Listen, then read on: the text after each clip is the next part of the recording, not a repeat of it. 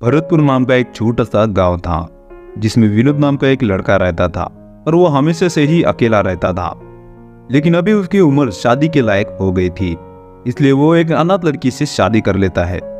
कमाई में विनोद काफी ठीक ठाक था और उसकी पत्नी निशा उसके साथ बहुत खुश थी। निशा बहुत ही होनहार और समझदार लड़की थी।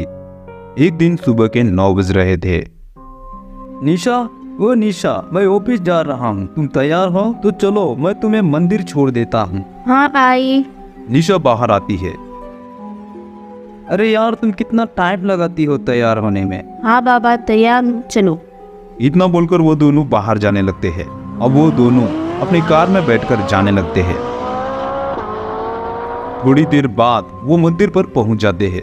निशा और विनोद गाड़ी से बाहर उतर जाते हैं। अब आप जाइए, मैं मंदिर के दर्शन करके घर चली जाऊंगी। और संभाल कर जाना, और हाँ, घर पहुंचते ही कॉल करना, ठीक है? Okay, bye. इसके बाद विनोद गाड़ी में बैठकर चला जाता है। यहाँ निशा भगवान के दर्शन करने जाती है। दर्शन करके निशा अपने घर वापस जाने लगती है। तभी उसे रास्ते में एक वेजिटेबल की शॉप दिखाई देती है।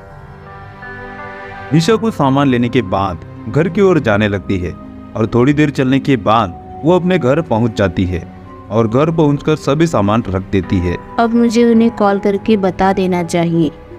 इतना बोलकर वो विनोद को कॉल करती है और बताती है कि वो घर पर पहुंच चुकी है। अभी तो 12 बज रहे हैं, मुझे कुछ बनाकर खा लेना चाहिए। ऐसा बोलकर वो किचन में जाकर कुछ बनाने लगती है और ऐसे ही शाम के 8 बज जाते हैं और विनोद घर वापस आ जाता है। आप आ गए? हाँ यार, मैं आ गया और मैं जा रहा हूँ हाथ मुंह धोने।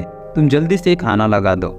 इतना बोलकर वो हाथ मुंह धोने चला जाता है और यहाँ निशा खाने की तैयारी करने लगती है और थोड़ी देर बाद उनका खाना हो जाता है और वो दोनों सो जाते हैं। और ऐसे ही कुछ दिन बीत जाते हैं और उनकी जिंदगी अब ऐसे ही चल रही होती है। फिर एक दिन, विनोद, आज संडे है, चलो ना कहीं घूमने चले। ठीक है, फिर अगर तुम्हारा मन घूमने का है तो। ऐसा बोलकर वो दोनों कहीं घूमने निकल जाते हैं और यहाँ उनकी गाड़ी अचानक से रुक जाती है। तभी वो दोनों गाड़ी से बाहर उतर जाते हैं।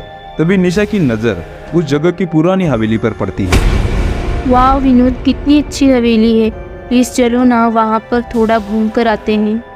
अरे निशा, हमारी गाड़ी खराब हो गई है, मुझे मैकेनिक को बुलाना होगा, वरना हम घर कैसे जाएंगे। जाओ तुम घूम कर आओ। विनोद की ये बात सुनकर निशा नाराज हो जाती है। ओफो, चलो, पर ज्यादा देर नहीं। ठीक है, चलो। वो दोनों उस हवेली की तरफ जाने लगते हैं। तभी उनके पास एक औरत आती है।